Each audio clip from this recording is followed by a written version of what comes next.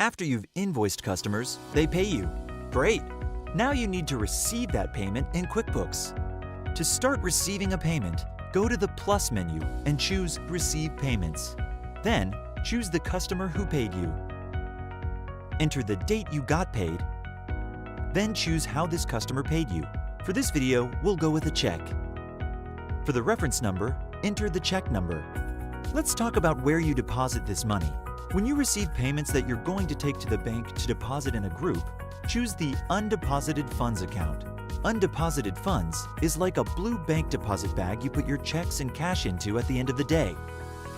It's just a place to hold the money until you deposit it into one of your accounts. If you have already deposited this payment, choose the account you deposited it to.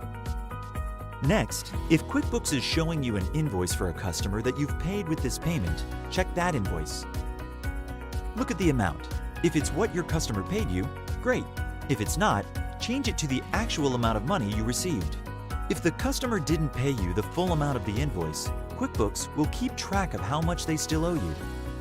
Click Save and New to save this payment and open a new form to enter another payment, or choose Save and Close if you're done. Now let's say you've gone to the bank and deposited a group of payments you put into Undeposited Funds. You need to record your deposit in QuickBooks. If you've grouped the payment with other checks by selecting Deposit to Undeposited Funds, they appear automatically on the deposit page. Check each payment that you deposited.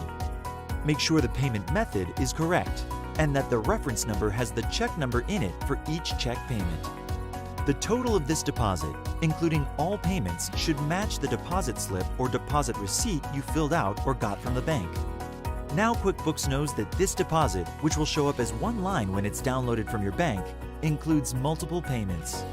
Click Save and Close if you're done recording deposits. Now it's your turn.